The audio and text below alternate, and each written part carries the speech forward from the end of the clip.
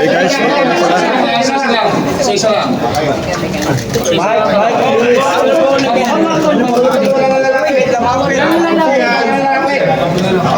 nagkaroon kami ng nung paunang parcel tungkol doon sa sabina nila.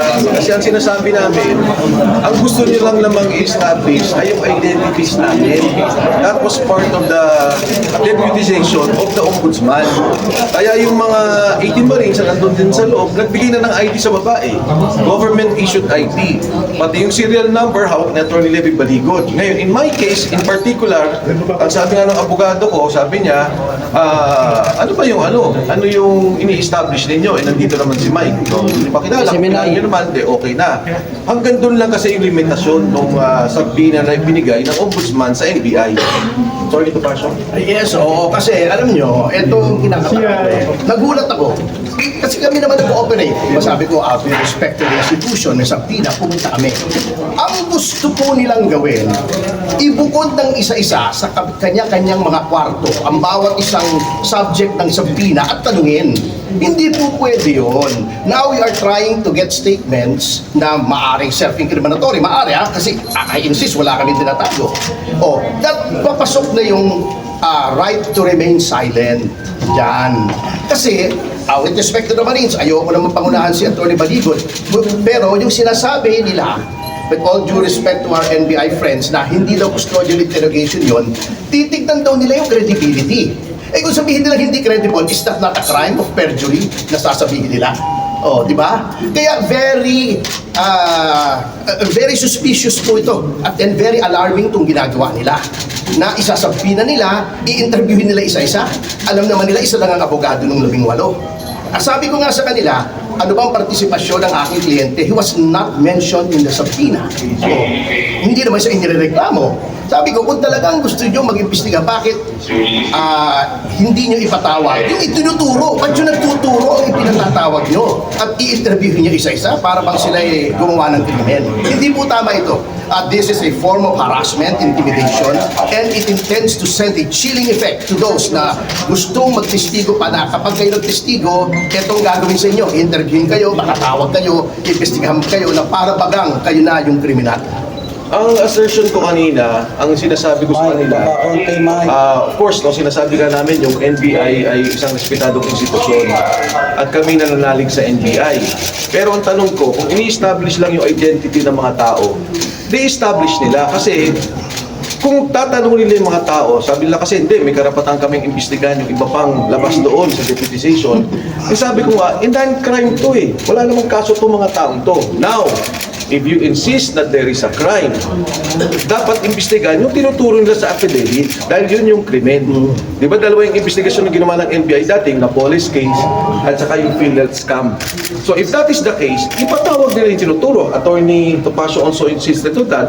Sabi ko kung magsasabi kayo ng tama at oo, na ipapatawag nyo si Sandro Marcos, ipapatawag nyo si Speaker Martin Romualdez, ipapatawag nyo si Pangulong Bongbong Marcos na nabanggit dun sa affidavit, yan, papayag kami sa totohanan at kabuwang investigasyon. Pero kung iimbestigahan yung mga tao na nagsalita, anong krimen doon? Anong krimen ang nagawa nila? At anong krimen para imbestigahan ng NBI?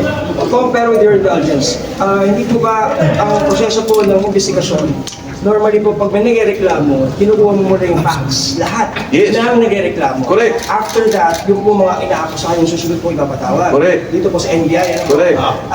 Would you agree na ito po yung preliminary step na gustong gawin ng NBI? So pagka ako pala nag-file sa korte, pag nag-file pala ako sa korte, tatanungin muna ng piskal, sino ka ba? May kaso ka ba? Ikaw ba ay kriminal? Ikaw ba ay kung saan ka nagaling? Sino nagpopondo sa'yo? Hindi naman tatanong ng piskal yun Di ba? Sa investigasyon niya Ang iimbestigahan niya yung krimen na sinasabi ko. Ngayon, batay doon sa krimen, yung mga kalaban, yung mga inakusahan na tumanggap ng pera, sila magsabi na ito walang kredibilidad, ito hindi totoo, ito hindi totoo. But for us to be investigated initially by the investigative body, yun ang mali. Kami na bigla may kasalanan. Nag-file ka sa piskal, nagreklamo ka, sinabi mo yung katotohanan sa pagnanakaw dito sa gobyerno, pagkatapos ikaw inimbestigahan, parang hindi ata tama. So, excuse me lang, sasagutin ko si John, from a legal standpoint. Ganito po yung sinasabi mong proseso, no? Ganito yung sinasabi mong proseso kasi. You file a complaint. Nag-allege ka ng mga krimen doon. Since that is an affidavit, meaning to say it is under oath, at nung isang araw pumunta rito yung notaryo at napatunayan niya, siya ay tunay na abogado, siya ay notaryo at humarap sa kanya yung 18 na mga nagsagawa ng affidavit. That entitles the affidavit to full faith and credit upon its face. Ano pong ibig sabihin yan? Kung walang kontra dyan, yan na ang totoo. Sino ang dapat kumontra dyan? Yun bang piskal o yung NBI? Hindi po. Yung binabanggit. Tama. Ikaw ang magdepensa, ikaw ang magsabi, bakit hindi totoo itong sinasabi? Ito ay hindi totoo, ito kasinungalingan, ito, walang katotohanan nito. Bakit sila ang nag-establish kung meron o walang katotohanan? Again, an affidavit, duly sworn before a notary public is entitled to full faith and credit upon its face. Paniwalaan mo muna yan. Patawag mo muna yung kabila. Pag napatunayan ng kabila na walang katotohanan, saka mo i-dismiss. Hindi yung ikaw ang bubusisiin mo yung nag-complaint.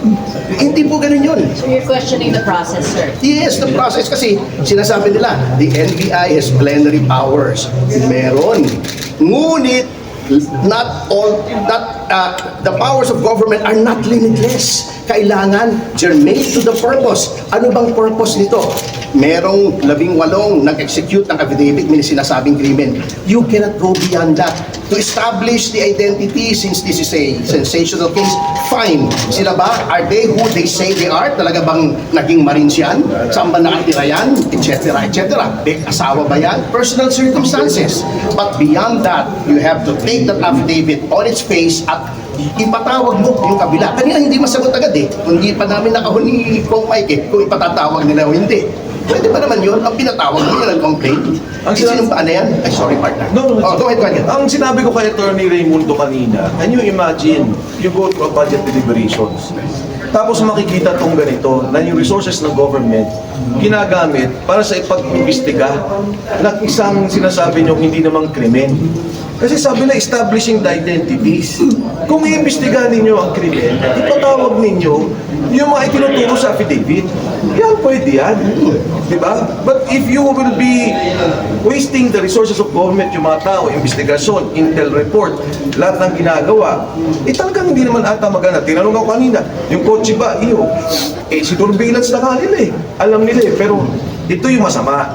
Kung interesado tayo sa korupsyon, dapat doon tayo nakatutok. Huwag natin gamitin yung pondo ng gobyerno para sanggahan o protektahan yung mga na-involved sa corruption. So kung hindi kayo makikipagtulungan sa investigation, hanggat hindi pinapatawag yung mga inaakusahan ng mga former na sinasabi ng Marines, Hindi, makikipagtulungan kami sa investigasyon. Wala namang problema doon. Ang problema lang, ang sinabing deputization ng ombudsman dito, establishment of their identities. Diba? Yun ang mga sinabi. And if I may quote directly yung sinabi ng Sabina.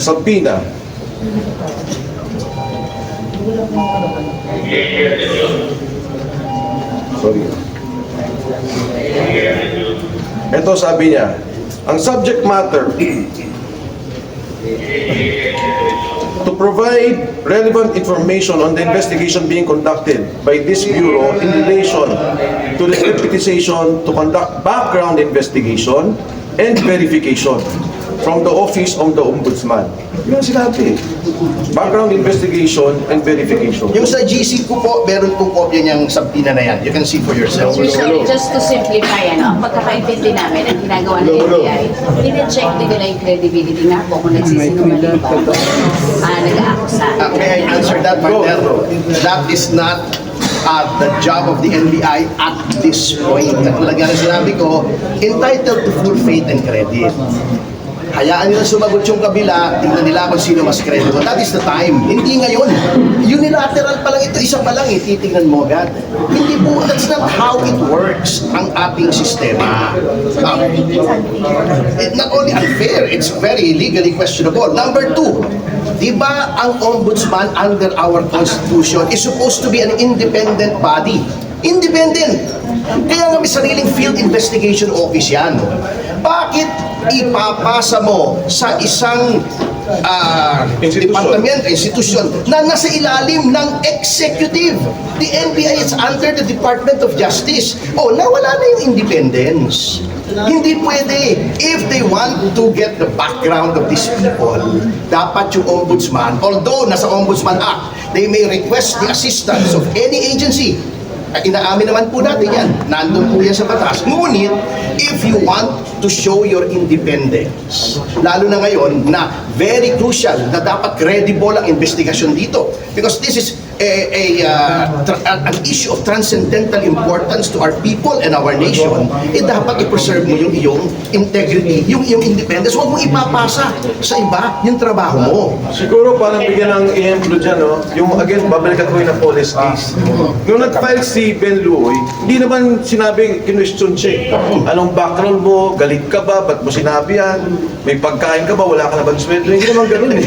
Diba? Ang tinignan doon, yung sinasabi niya. And they investigated the payoffs, nagkaroon sila ng investigation dahil nagpatulong din yung ombudsman ng panahon na yun. Ganun sana yung direksyon ng ating investigasyon at yung pag-file ng kaso. Sure, kung papatawag kayo further, will you? Si Sandy ko sabi nila yung magnanakaw, mastermind.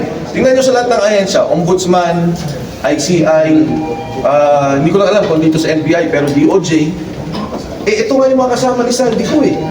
Diba? Established na yung kanilang role na sila ialalay ni Sandy ko. Ngayon, kung may pagdududa doon, nandyan yung ID nila, government issued ID, may proof of employment, plus may serial number pa bilang mga sundalo. Kung tao sila ni Saldi ko at si Saldi ko ang mastermind, dapat tingnan natin saan napunta yung pera. Saan napunta yung mga ninakaw. Ito ba'y flood control lang? Ninakawan din ba yung irigasyon natin? Ninakawan din ba yung pondo natin sa PhilHealth? Ninakaw din ba yung pondo doon sa subway? Yan ang dapat investigasyon. Dahil yan, tayong lahat na Pilipino ang apektado.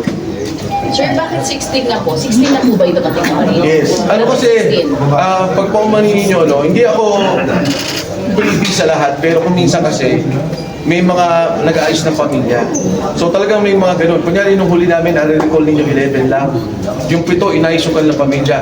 Hindi madali yung ginagawa ng mga sundalo ko. Nakasalalay, hindi lang yung buhay nila, pero yung buhay ng kanilang pamilya. Si Sergeant Contesa, nung mawala siya, ang anak ni Sergeant Contesa is 4. Under threat yung bahay niya. And I have proof of that. Later on, I will show that. Kaya hindi ako papayag. Nagulat nga ako, pati notaryo. Mabuti si Atty. Levy, Baligot, talagang masinsin, talagang lahat, yun niya yung kanyang gagawin. Pati yung notaryo na isipin nyo, no, question kagad. Again, bakit yung gano'n ng direksyon? Hindi ko maintindihan. Dapat yun, depensa ng mga akusahan. Yung mga dapat tinuturo, magsalita nun, ikaw wala kang kredibilidad, sinungaling ka, yung notaryo mo, palpa. Di ba? Ikaw, ganito background mo. Hindi eh. Doon pa lang sa umpisa. Blue ribbon pa lang. Tinitigil na. Ombudsman pa lang tinitigil na. Sino pa magsasalita dito sa nakawan sa ating bayan? Parang sila na defense counsel ng mga inaakusahan eh. Yun ang mabigat eh, di ba?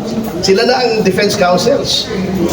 Sir, for soundbite purpose lang, yung sa issue ng Secretary General na nag-recruit, so 103 body response and yung mga logs, flight logs daw ng air taxi does not coincide with the allegations mo. Your take on that, sir? Okay, unang-una sa retired generals, hindi naman yun lubang kwento. Meron na talagang mga retired officials, hindi lang generals, na kasama si Saldico. Kung yung tinasabi ni Atty. Matibag ay may mga sundalong tumutulong sa mga Marines, meron. I'm not allowed to name them. Wala akong karapatan na i-name sila.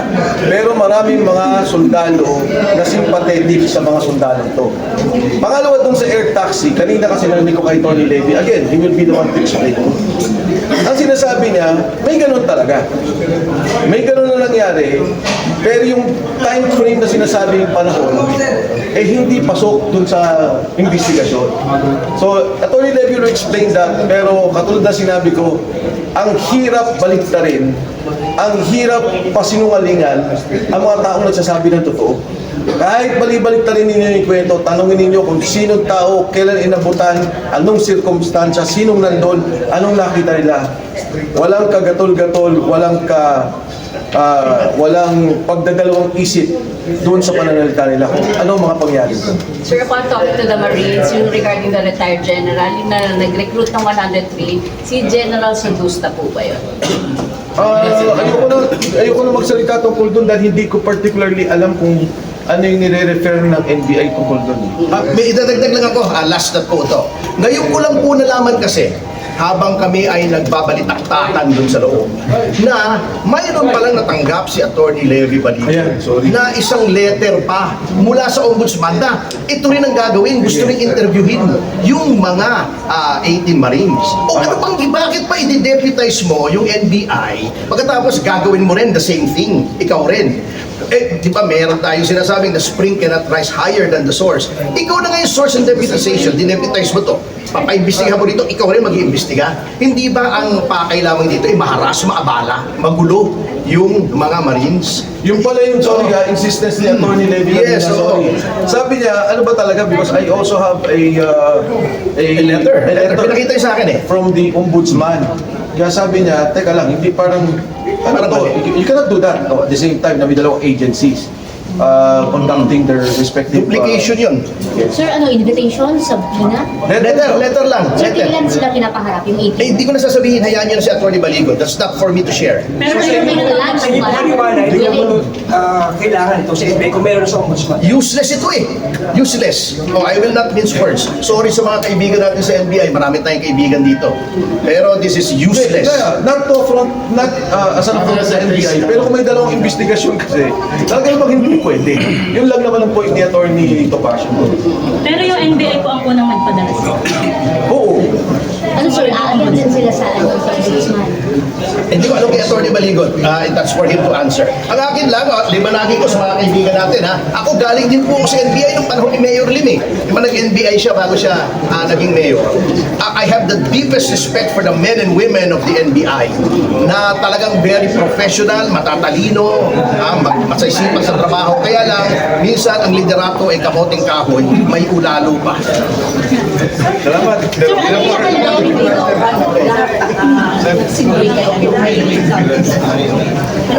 Wala namang problema doon eh. Dahil kasi may mga security na nakaisa dito, nasa asawa, nasa mga anak, nasa mga Bibigyan mo sila ng listahan lugar. sa Supreme Court. Pero hindi naman immaterial yun because ang importante yung delivery ng pera. Lahat kasi sila inuulikot sa delivery ng pera. Sir, ano yung nakalagay sa letter ba sila pinapapunta ng ombudsman para din ma-establish yung Tapos, ito si Ito nakita eh, napangisan niya ang mga express by validate namin yung paningin ng Manila North Luzon. kasi sabi niya Attorney Levy, there are no organizations Ang dami. because there are no bodies involved and there may be an application. Magka-conflicts investigation and everything.